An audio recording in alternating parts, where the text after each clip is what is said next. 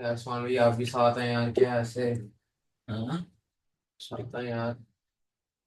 کیا چیز ہے؟ بہت فرق دیکھ رہا ہے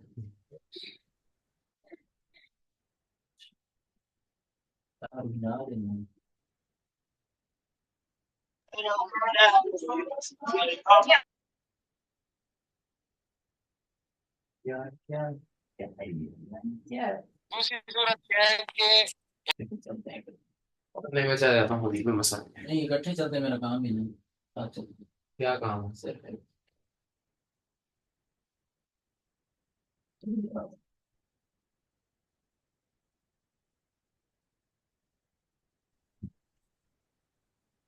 کیا کوئی نہیں لاتا ہے.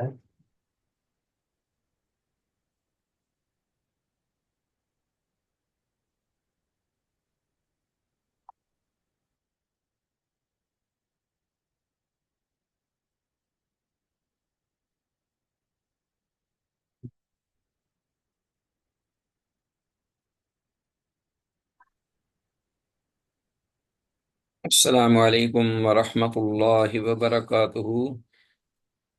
وعلیکم السلام ورحمۃ اللہ وبرکاتہ. مرحبا بعودتکم ایها الطلاب الکرام الى درس الحدیث من جدید. فحیاکم اللہ تعالی وجزاکم اللہ احسن الجزاء فی الدنیا والآخرہ.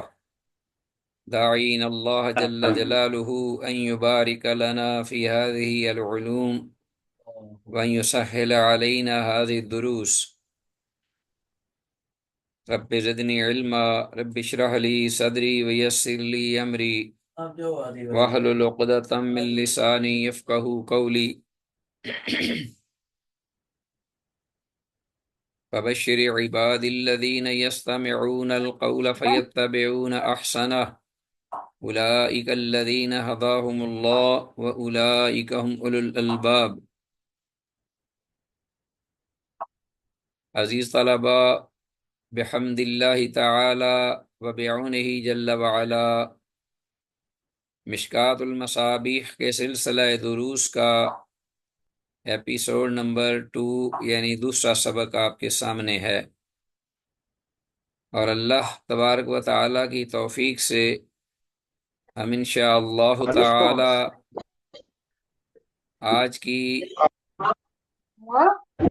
حسب معمول آج کی احادیث کا اردو ترجمہ، آج کی احادیث کے اردو ترجمہ پر فوکس رکھتے ہوئے قابل وضاحت عبارات و الفاظ کی قدر وضاحت بھی کریں گے، اور ضرورت محسوس ہوئی تو حدیث کی اسنادی حیثیت کی بھی نشاندہی کی جائے گی. وما توفیقنا الا باللہ.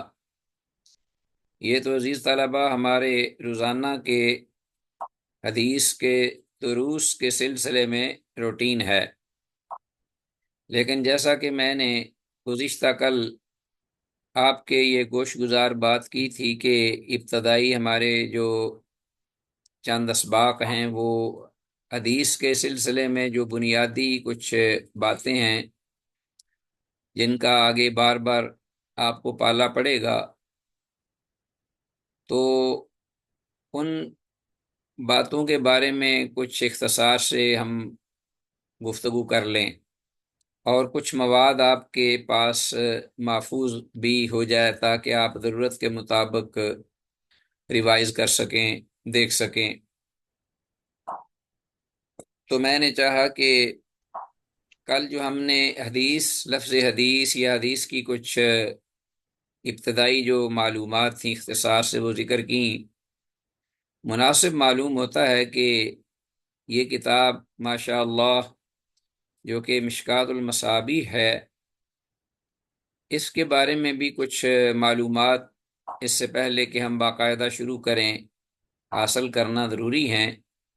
خاص طور پر مشکات المصابیح کے جو مؤلف ہیں، اور اس کتاب سے پہلے جو اس کی اصلیت تھی، کتاب کی حقیقت یا آغاز المصابیح کے نام پر، وہ کون امام تھے جنہوں نے اس بابرکت کام کی ابتدا کی، اور ان کے مختصر بالکل جو چند بنیادی ان کی بایوگرافی کے بارے میں معلومات، وہ پھر مشکات المصابیح کی جو احادیث ہیں ان کے ابواب یا ان کے جو چیپٹرز ہیں جنہیں کتاب کہا جاتا ہے، اور پھر آگے فصول، اور پھر ان کے تحت دی جانے والی حدیثیں ذکر کی جانے والی، ان کی ترتیب کیا ہے وہ بھی اختصار سے ہم پڑھیں گے۔ تو آتے ہیں، سبق شروع کرتے ہیں انشاءاللہ، تاکہ آگے آئندہ جب ہم احادیث پڑھیں تو آپ کو کوئی مشکل پیش نہ آئے۔ تو سب سے پہلے صاحب مصابیح اور مختصر حالات زندگی آپ کے سامنے ہیں۔ تو مصابیح کتاب، مشکات المصابیح سے پہلے یہ کتاب تھی، جن کے لکھنے والے حسین بن مسعود بن محمد بغوی رحمہ اللہ تعالی، جن کی کنیہ ابو محمد ہے اور لقب محی السنہ۔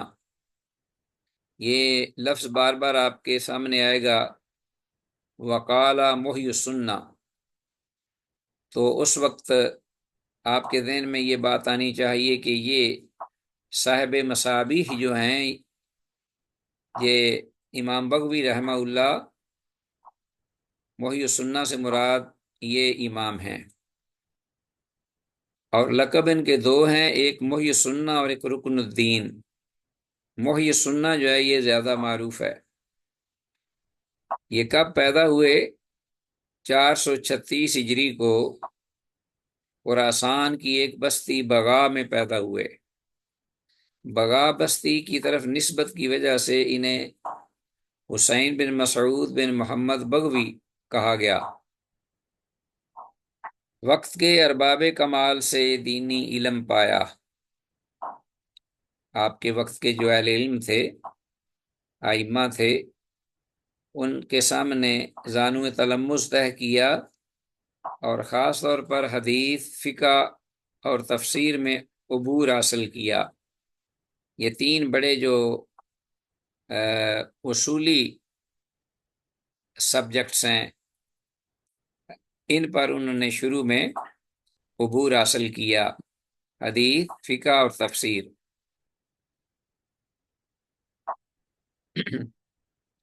غالباً امام بغوی رحمہ اللہ جب 80 برس کو پہنچے تو لوگ آپ کو رکن الدین کے لقب سے یاد کرنے لگے۔ یہ لقب جو آپ کو ملا، محی السنہ تو بہت پہلے مل گیا، رکن الدین جو آپ کو ملا، یہ آپ کے جو زندگی کے آخری سال تھے ان میں اس لقب سے مشہور ہوئے۔ امام ذہبی رحمہ اللہ تذکرۃ الحفاظ میں ان الفاظ کے ساتھ امام موصوف رحمہ اللہ کو خراج تحسین پیش کرتے ہیں۔ امام ذہبی بہت بڑے اپنے وقت کے امام اور اسماء الرجال میں بڑی ہی ایک اتھینٹک ہستی تھے۔ ان کی بڑی معروف کتاب ہے تذکرۃ الحفاظ۔ اس میں وہ رقم تراز ہیں کہ بغوی کی نیک نیتی کی بدولت، بغوی رحمہ اللہ حسین بن مسعود کی نیک نیتی کی بدولت ان کی تصانیف میں بڑی برکت ہوئی، اس لیے کہ آپ علماء ربانیین میں سے تھے، متقی اور پرہیزگار بہت زیادہ تھے، بڑے صابر، شاکر، عابد اور زاہد تھے۔ ایک ٹکڑا روٹی کا کھاتے تھے، اور جب لوگوں نے بہت کچھ کہا سنا تو اس ٹکڑے کو زیتون کے تیل سے کھانا شروع کر دیا۔ تو یہ زندگی تھی ان کی، اور اس میں یہ سادگی، جیسا کہ ہم نے اوپر پڑھا 436 ہجری کو خراسان، جو آج کل ایران کے علاقے ہیں، اس میں بغا بستی میں پیدا ہوئے تھے، اور وفات جو ہے امام بغوی رحمہ اللہ شوال 516 ہجری کو اس عالم فانی سے عالم جاودانی کی جانب رحلت فرما گئے۔ انا للہ و انا الیہ راجعون۔ تو یہ چند ایک سطور ہیں عزیز طلبہ، یہ امام صاحب المصابیح کے بارے میں ذہن میں رکھیے گا۔ آگے آتے ہیں، کتاب المصابیح جو ہے، جن کے مؤلف کا بھی ہم نے ذکر کیا، اس کی وجہ تسمیہ کیا تھی؟ انہوں نے مصابیح کیوں نام رکھا اس کا؟ ہاں جی، تو آئیے یہ دیکھتے ہیں۔ یہ بڑی اہم بات ہے، کیونکہ جو بھی کتاب آدمی حدیث کی پڑھے، سب سے پہلے اس حدیث کا جو نام ہے اصل اور اس کے لکھنے والے مصنف، جو بھی کام اس کتاب پر ہوا، اس بارے میں مختصر علم حاصل ہونا چاہیے۔ تو مصابیح، اگر آپ سے کوئی پوچھ بیٹھے کہ آپ حدیث کی کون سی کتاب پڑھ رہے ہیں، تو آپ کہیں گے کتاب مشکات المصابیح۔ تو وہ پوچھے کہ مشکات المصابیح کیا چیز ہے، تو آپ کو اس کا معنی مفہوم آنا چاہیے، وجہ تسمیہ کیا ہے۔ تو اس کتاب کے نام اور معنی میں اس طرح کی مناسبت ہے، جس طرح کے دیا تاکچے میں رکھ دینے سے۔ آپ کو معلوم ہوگا کہ پرانے دور میں یا ابھی بھی بعض دیہاتوں میں کچی دیواروں کے اندر گھروں میں لوگ جو ہے تاکچے بناتے تھے، چھوٹے چھوٹے کوئی چیزیں رکھنے کے لیے، یا خاص طور پر دیے یا لیمپ یا لالٹین جلا کر رات کو رکھنے کے لیے، تاکہ پورے صحن میں روشنی ہو۔ تو دیے کی روشنی مجتمع اور کبھی ہو جاتی ہے جب اس کو تاکچے میں رکھ دیا جائے، بجائے اس کے کہ باہر رکھی جائے، تو مجتمع اور مضبوط ہو جاتی ہے، گہری ہو جاتی ہے جب تاکچے میں ہو، رکھنا جسے کہتے ہیں۔ اس کے برعکس اگر دیا کسی کھلی جگہ میں رکھ دیا جائے تو اس کی روشنی کمزور پڑ جائے گی۔ بعین ہی اگر احادیث کو راویوں کی طرف منسوب کیے بغیر ذکر کیا جاتا ہے، صرف حدیث ذکر کی جائے، راوی کا ذکر نہ ہو، نہ سند کا تذکرہ ہو، نہ مخرج کا، نہ حوالے کا، جیسا کہ امام بغوی رحمہ اللہ نے اپنی کتاب مصابیح میں کیا شروع میں، تو وہ بھی غیر محفوظ ہو جاتی ہیں، ہلکی ہو جاتی ہیں، اور انہیں ہوا یا دھوپ یا باہر کے جو اثرات ہیں موسمی انہیں مطلب خراب کر دیتے ہیں۔ مصابیح کے معنی ہیں چراغ، اور یہ چراغ کھلی ہوا میں رکھے گئے تھے۔ مصباح ان کی جمع مصابیح، یہ جمع ہے، یہ ذہن میں رکھیے گا۔ المصباح فی زجاجہ والزجاجہ کانہا کوکب درری، قرآن مجید میں آتا ہے۔ تو مصابیح کا معنی بہت زیادہ چراغ، اور یہ چراغ کھلی ہوا میں رکھے گئے تھے، یعنی بغیر سند اور بغیر راویوں کے سند کے تذکرے کے۔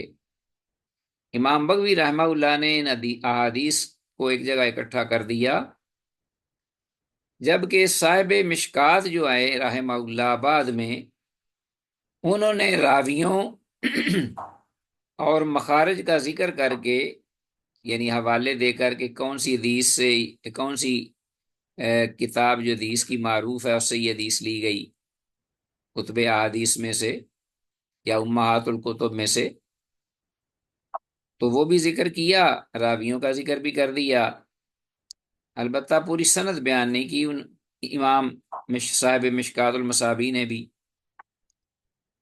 تو اس طرح مصابیح کی احادیث اپنی اپنی جگہ پر مستحکم اور مضبوط ہو گئیں جب راوی ذکر ہو گیا اور جو مخارج تھے ان کے حوالے وہ بھی دے دیے گئے، ان چراغوں کی طرح جن کی روشنی تاکچے کی چار دیواری میں آ کر محفوظ اور قوی ہو جاتی ہے، مضبوط ہو جاتی ہے۔ عزیز طلبہ، آپ سن رہے ہیں میری بات؟ جی جی سن رہے ہیں سر۔ جی، بارک اللہ فیکم۔ اب یہ بات جو ہے میرا خیال ہے ماشاءاللہ سمجھ چکے ہوں گے۔ مشکات المصابیح میں احادیث اس طرح بیان کی گئی ہیں کہ پہلے کتاب کا ذکر ہوتا ہے، ترتیب یہ ہے، چیپٹر جسے کہتے ہیں بڑا. پھر کتاب کے اندر کئی ایک ابواب ہیں. باب، ہمارے پاپا کو باب کا مطلب ہوتا ہے دروازہ. جی،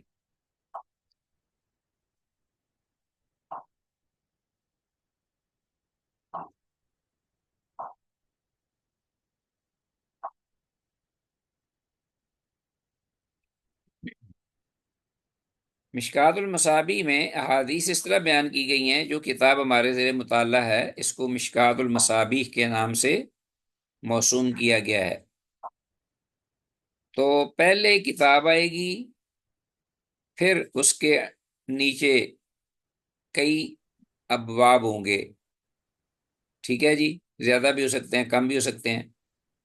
اور پھر زیر باب 3 فصلیں، پھر ہر باب کے نیچے پہلی فصل، دوسری فصل اور تیسری فصل، اور پھر ان تینوں فصلوں کے نیچے احادیث ہوں گی ترتیب سے.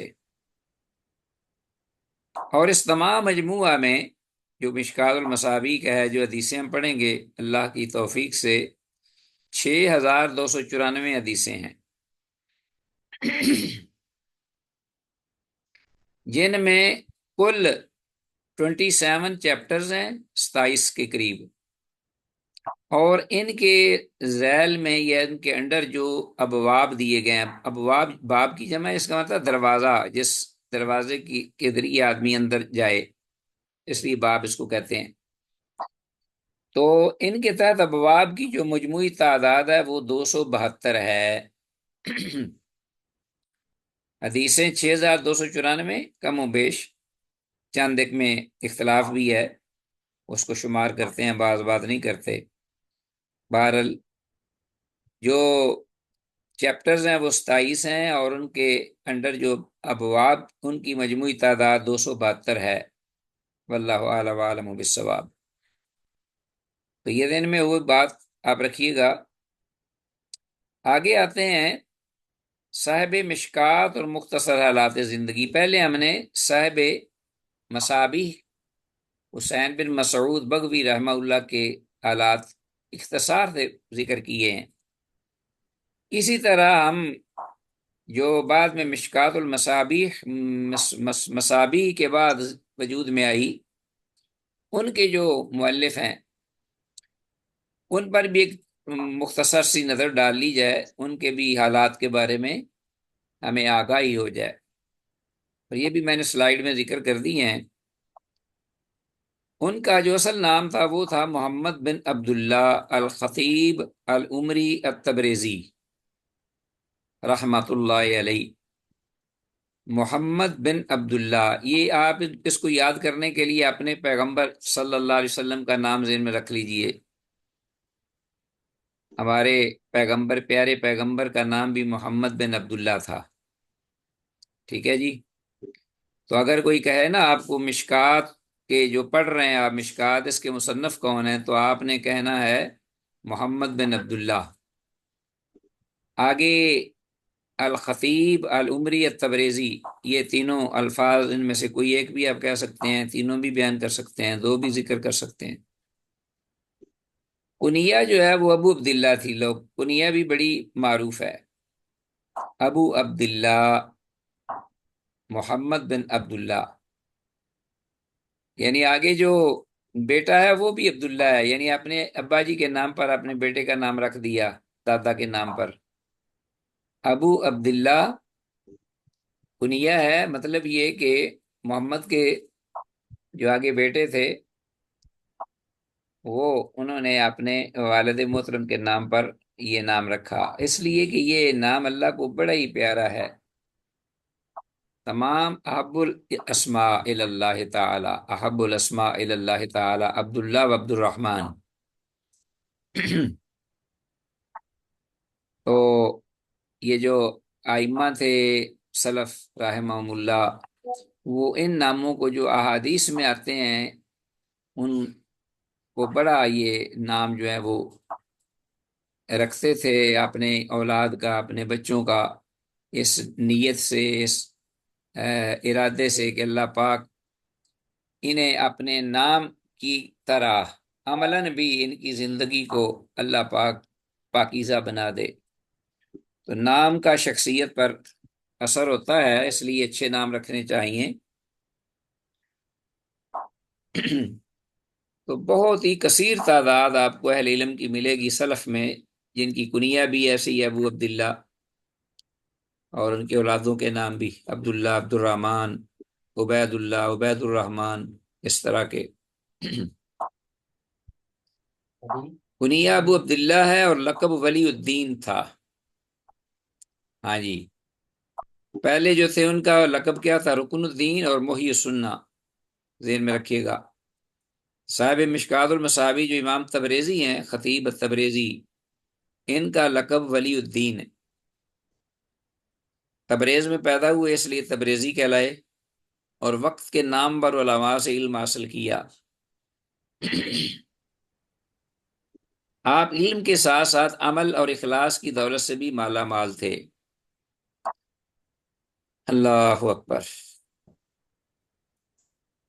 ظاہر ہے کہ علم کا اصل سرمایہ اور پھل جو ہے وہ عمل ہی ہوتا ہے، تو اس لیے سلف یا محدثین خاص طور پہ، وہ اگر علم تو ہو اور عمل نہ ہو، یہ تصور بھی نہیں ہو سکتا، اور نہ ہی ان کی ایسے فسق و فجور کا مرتکب جو ہے اس کی کوئی روایت قبول کرتا ہے۔ علامہ طیبی رحمہ اللہ نے ان کا ذکر بقیت الاولیاء کے الفاظ سے کیا ہے۔ نیز ملا علی قاری رحمہ اللہ نے بھی انہیں بہت عمدہ الفاظ میں خراج تحسین پیش کیا ہے کہ ملا علی قاری حنفی تھے رحمہ اللہ۔ مختصر حالات: آپ کی ولادت اور وفات کی تاریخ کے متعلق حتمی علم نہیں ہو سکا، ایگزیکٹ دن یا تاریخ کا پتہ نہیں چل سکا، البتہ یہ بات مشہور ہے کہ انہوں نے 737 ہجری کے بعد ہی وفات پائی، تو اس سے اندازہ لگایا جا سکتا ہے کہ یہ 8ویں صدی ہجری کے امام ہیں۔ امام بغوی رحمہ اللہ نے حدیث کے متون کا ایک مجموعہ مصابیح کے نام سے تیار کیا تھا۔ پہلے جو جن کا ہم نے تذکرہ کیا ہے صاحب مصابیح، تو انہوں نے حدیث کے صرف متن جو ہیں ان کا ایک مجموعہ مصابیح کے نام سے تیار کیا تھا، اور مشکات کے مصنف نے ہر حدیث کے راوی اور مخرج کا ذکر کیا۔ یہ بات ہم نے پہلے بھی ذکر کر دی ہے۔ جبکہ صاحب مصابیح نے ان چیزوں کا اہتمام نہیں کیا تھا، ٹھیک ہے جی، جو صاحب مشکات نے کیا ہے۔ اسی طرح صاحب مشکات نے مصابیح کی ترتیب کو بالکل نہیں چھوڑ۔ عزیز طلبہ، میری ریکویسٹ ہے کہ یہ ذرا درمیان میں بولا نہ کریں، اس طرح یہ ڈسٹربنس ہوتی ہے۔ جبکہ صاحب مصابیح نے ان چیزوں کا اہتمام نہیں کیا تھا، اسی طرح صاحب مشکات نے مصابیح کی ترتیب کو بالکل نہیں چھیڑا، حدیثوں کی ترتیب وہی رکھی،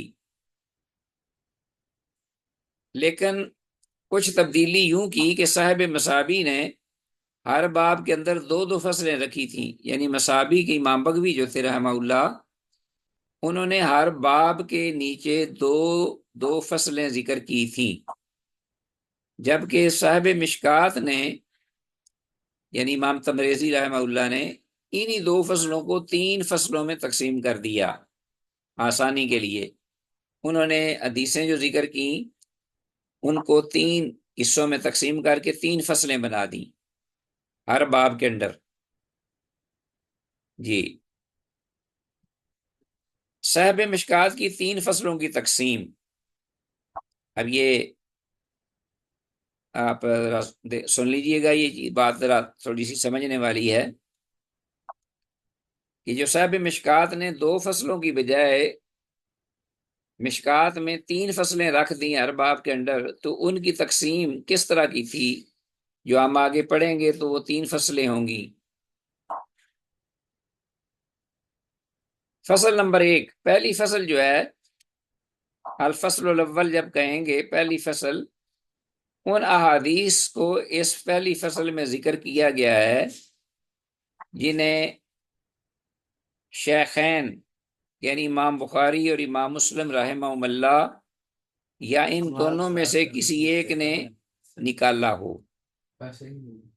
یہ پہلی فصل میں آئے گی، یا متفق علیہ ہوگی رواہ البخاری و مسلم، یا صرف رواہ البخاری ہو یا صرف رواہ مسلم، ٹھیک ہے جی، یہ پہلی فصل میں حدیثیں آئیں گی۔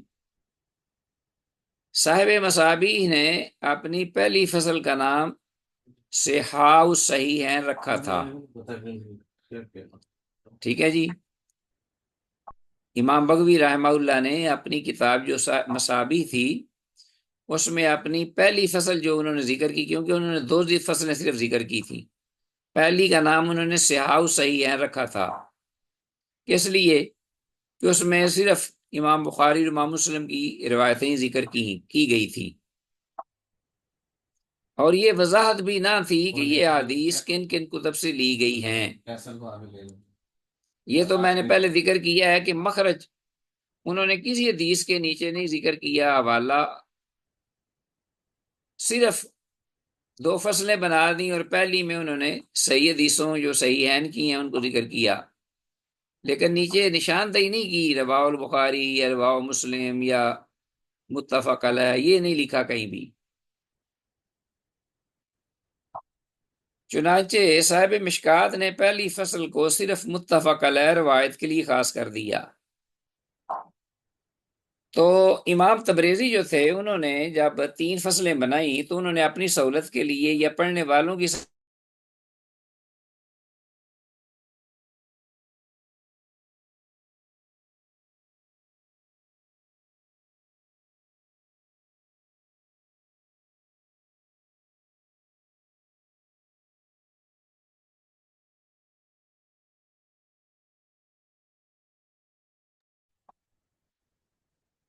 جی عزیز طلبہ، وہ کچھ مسٹیک آ گئی تھی، ڈسکنیکٹ ہو گیا تھا، تو میرے ساتھ رہیے گا۔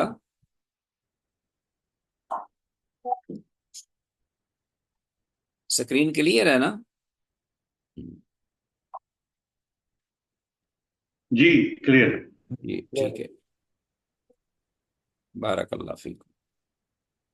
تو ہم ذکر کر رہے تھے کہ دوسری فصل نمبر 2 جو ہے یہ مشکات المصابیح میں جو ہم پڑھیں گے، دوسری فصل میں سیاستہ کی بقیہ 4 کتابوں کی حدیث بیان کی گئیں، امام بخاری اور امام مسلم کی متفق علیہ حدیثوں کو نکال کے بقیہ 4 سیاستہ کی جو کتابیں ہیں یہ دوسری فصل میں آئیں گی۔ مطلب یہ کہ سنن ابی داود، جامع ترمذی، سنن نسائی، سنن ابن ماجہ یا سنن دارمی وغیرہ، ٹھیک ہے جی۔ جبکہ فصل نمبر 3 جو ہے اس میں وہ احادیث رکھیں جو متعلقہ باب سے مناسبت رکھتی تھیں مگر شرط کا پوری طرح لحاظ رکھا گیا۔ تیسری فصل میں بھی جو ان کتابوں سے زائد جو بعض روایات میں رزین کی آ گئیں یا مطلب اور کتب حدیث جو ہیں وہ ذکر کی گئی ہیں ان کو ذکر کیا جائے گا، یا کوئی امام بغوی رحمہ اللہ سے کتاب کوئی حدیث رہ گئی یا مس ہو گئی اور امام صاحب مشکات المصابیح جو ہیں ان کو بعد میں کوئی حدیث ملی تو انہوں نے تیسری جو فصل ہے اس میں ان کو بعد میں بھی ذکر کر دیا۔ تو انشاءاللہ ہم جیسا پڑھیں گے تو آپ کے سامنے یہ بات واضح ہو جائے گی کہ پہلی، دوسری اور تیسری فصلوں میں کون کون سی حدیثیں آ رہی ہیں۔ اچھا جی، نوٹ کیا ہے، دوسری یا تیسری فصل میں کوئی حتمی قانون نہیں، کبھی کبھی یہ جو باتیں لکھی گئی ہیں کبھی اس سے ہٹ کر بھی ترتیب جو ہے وہ آپ کے سامنے آئے گی، آپ نے پریشان نہیں ہونا کہ پہلے تو ہم نے کچھ اور پڑھا اور یہ ترتیب کیا آ گئی ہے، لیکن وہ بہت نادر ہوگی، بہت ہی کم، جن کا تذکرہ میں نے نوٹ کی شکل میں لکھ دیا ہے۔ دوسری یا تیسری فصل میں بخاری یا مسلم کی روایت لانے کا مطلب یہ ہے کہ شروع میں یہ حدیث صاحب مشکات کو ملی ہی نہیں، اور بعد میں ملنے کی وجہ سے اسے دوسری یا تیسری فصل میں ہی منتقل کر دیا گیا۔ اگرچہ پہلی فصل صرف صحیح بخاری صحیح مسلم کے لیے خاص تھی، لیکن کبھی کبھی آپ دیکھیں گے کہ دوسری فصل یا تیسری میں بھی رواہ البخاری یا رواہ مسلم ذکر کیا گیا ہے۔ تو اس کی وجہ جو ہے بتا دی گئی ہے کہ پہلے امام صاحب کو وہ ملی نہیں، اور بعد میں جب ملی تو انہوں نے اسی باب کے تحت جو فصلیں ہیں ان میں اس حدیث کو ذکر کر دیا۔ ٹھیک ہو گیا جی۔ رواہوں کے آگے سفیدی کا مطلب یہ ہے، بعض آپ کو ملے گا لیکن اب نہیں ملے گا، پہلے تھا یہ جب مشکات المصابیح لکھی گئی پہلی بار۔ امام تبریزی رحمہ اللہ نے کیا کیا کہ جس حدیث کا انہیں حوالہ نہیں ملا یا نہیں مل سکا تھا، تو انہوں نے کیا کیا کہ اس حدیث کے آگے بریکٹس جو ہے نا 2 بنا دی، لگا دی، اور اس کے اندر جگہ خالی چھوڑ دی، سفیدی چھوڑ دی گئی، بریکٹس لگا کر سفیدی چھوڑ دی گئی۔ تو آگے سفیدی کا مطلب یہ تھا کہ صاحب مشکات کو کہ وہ کہتے ہیں کہ مجھے معلوم نہیں ہو سکا، جسے بھی بعد میں جو اصحاب علم ہیں یا محدثین ہیں یا علماء اہل حدیث ہیں، جب ان کو معلوم ہو جائے کہ اس حدیث کو فلاں شخص نے روایت کیا ہے اور فلاں کتاب میں یہ آئی ہے، ذکر ہوئی ہے، روایت کی گئی ہے، تو وہ اس سفیدی میں اس کو فل اپ کر دے اور اس کا نام بھی تحریر کر دے۔ واللہ تعالی المستعان وعلیہ التکلان۔ تو یہ عزیز طلبہ تھیں کچھ معلومات جو کہ میں نے چاہا کہ آپ کو ریٹن آپ کے پاس محفوظ کر دی جائیں۔ علم کے اصول میں معاون اسباب، یہ میں نے کچھ آپ کو نکات دے دیے ہیں تاکہ جب آپ ماشاءاللہ اب علم حاصل کرنے کے لیے اللہ کی توفیق سے آئے ہیں، اللہ ہم سب کو توفیق دے یہ سعادت سے بہرامور ہونے کے لیے۔ تو یہ چند چیزیں آپ کے لیے ممد اور معاون ہوگی اللہ کی توفیق سے، ان کو ذہن میں رکھیے گا۔ ہمہ وقت علم کے اصول میں معاون اسباب، سب سے پہلے تو تقوی ہے، ٹھیک ہے جی۔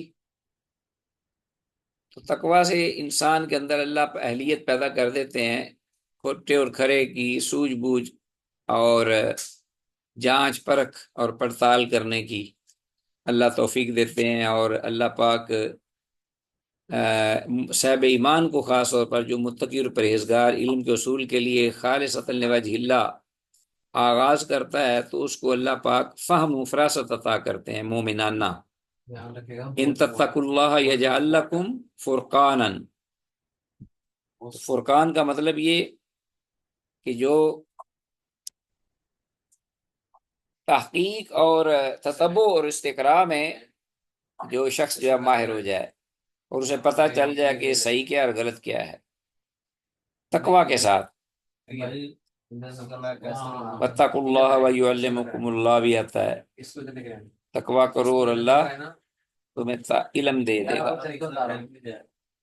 ثابت قدمی اور تسلسل، یہ ہوگا استقامت جسے کہتے ہیں، بہت ضروری ہے، کیونکہ بہت سارے بچے جو ہے نا اب ہماری کلاس میں ماشاءاللہ اس وقت خاصی تعداد ہے، بلکہ کل 20 کے قریب تھی، آج 14 ہو گئے۔ اب آپ دیکھتے ہیں اللہ پاک صاحب استقامت جو ہیں ان کو اللہ استقامت نصیب فرمائے۔ سب سے بڑی اہم بات یہ ہے کہ اس کو علم کو پانے کے لیے آخر تک انسان ساتھ چلے، اور یہ شیطان کو بڑی تکلیف دیتی ہے چیز، حفظ و اتقان، کہ جو چیز انسان پڑھے اس کو زبانی اگر یاد کر سکتا ہے تو بہت اچھی بات ہے، اس سے بہتر کوئی چیز ہی نہیں کہ اس کو دل میں محفوظ کر لے، دماغ میں، یا پھر یہ ہے کہ اس کو کہیں محفوظ کر لے، لکھ لے، اس کو ازبر کر لے، بار بار اس کا مذاکرہ کرے، بھائی نہیں ویلیو چلی جائے گی علماء کرام سے وابستگی، جہاں کہیں بھی صاحب علم نظر آئے اس کے پاس بیٹھ جائے اور اس کی باتیں سنیں، جس چیز کا علم نہیں پوچھے اور جس چیز کا علم ہے اس کو تکرار کرے۔ طلب علم کے لیے دعا میں دوام، اور سب سے بڑھ کر یہ کہ اللہ پاک کی بارگاہ میں مسلسل دعائیں کرتا رہے کہ اللہ لا حول ولا قوت الا باللہ، میرے اندر نہ گناہ سے بچنے کی طاقت ہے نہ نیکی کرنے کی سوائے تیری توفیق کے، تو مجھے نفع بخش علم جو ہے وہ نصیب فرما۔ تو میں شروع میں عموماً اللہ کی توفیق سے کچھ دعائیں پڑھا کرتا ہوں، وہ اس لیے پڑھتا ہوں تاکہ تم سن سن کر ان کو یاد کر لو، جنہیں یاد ہیں وہ تو الحمدللہ، جنہیں نہیں یاد وہ انہیں یاد ہو جائیں۔ مزید تفصیل کے لیے کتاب علم کے آداب از شیخ محمد بن صالح العثیمین رحمہ اللہ، جس کا ترجمہ میں نے خود کیا ہے، یہ بھی انٹرنیٹ پر موجود ہے، اس کا بھی مطالعہ بہت مفید ہے الحمدللہ۔ یہ ادھر سے چیک میٹ ہو رہا ہے نا۔ سبق کے حوالے سے سوالات ایز یوزل، چند ایک سوالات ہیں، ان میں سے 3 سوال آپ کے گوش گزار کر رہے ہیں۔ مشکات المصابیح کا معنی ذکر کریں، آگے آپ سیاستہ سے کیا مراد ہے، اور طلب علم کے لیے معاون اسباب میں سے کم از کم کسی 3 کا تذکرہ کریں۔ لو جی عزیز طلبہ، کوئی کویشچن ہے تو کر سکتے ہیں، وگرنہ وإلی اللقاء، واللہ تعالی اعلی وعلم بالصواب، واللہ تعالی ولی التوفیق، والسلام علیکم ورحمۃ اللہ وبرکاتہ۔ جی کوئی جی کویشچن ہے؟ السلام علیکم۔ وعلیکم السلام ورحمۃ اللہ۔ جی شیخ، ایک عام مشکات مصباح سے ہی ریلیٹڈ عام لیکن ایک سوال ہے، یہ کہ جو اس کے جو شروع میں نے اس کے جو تفسیر لکھی گئی ہے، کچھ علماءوں نے لکھا ہے، ہاں تو جی، ایک تو جو ہے مظہر مشکات کچھ ہے نام جس کا جو ہے، اور ایک اور بھی شروح کسی نے لکھی ہے، تو اس میں سے بہتر کون سا ہے کہ اگر ان کیس اگر آدمی اٹھ کر کے اگر اس کی جو تفسیر دیکھنا چاہے کسی پرٹیکولر حدیث کے بارے میں، یعنی اس وجہ سے کہ مظہر یہ جو ہے حدیث جو میں نے دیکھی تھی اس میں سے اس کی جو ہے چیزیں جو ہے تھوڑی سی بڑا ہی صوفیانہ قسم کی اس میں جو ہے اس کی بس تفسیر آتی ہے۔ ہاں؟ جی جی جی جی جی جی، یہ ایک دو نہیں تو ہے، آپ بہت ساری اس کی جو ہے وہ لکھی گئی ہیں شروحات، تو وہ میں آپ کو پھر جی نا ذرا آپ کو میں ذرا پھر بتاتا ہوں، ذرا دیکھ کر جو آپ کے لیے زیادہ مناسب ہیں وہ میں انشاءاللہ بتاؤں جی گا آپ کو۔ ہاں جی، کل آپ مجھ سے پوچھ لیجئے گا جو کہ جی آپ کے لیے مناسب اور بہتر رہے گی، ہاں جی، مطالعہ کے لیے۔ جی ٹھیک ہے جی جی، جی ہاں اسی جی اسی جی جی جی بابا، ہاں جی، اور بہت ساری لکھی گئی ہیں اس پر، ترجمے بھی ہیں اس کے اور تخریج بھی ہے ان کی، اور اسی طرح وضاحت بھی ہے، حواشی بھی لکھے گئے ہیں، تو جی میں انشاءاللہ آپ کو بتا دوں گا۔ اردو میں آپ کو چاہیے ہوگی نا؟ جی جی اردو میں جی جی جی، تو چلیں ہاں انشاءاللہ، اللہ پاک آپ کے علم و عمل میں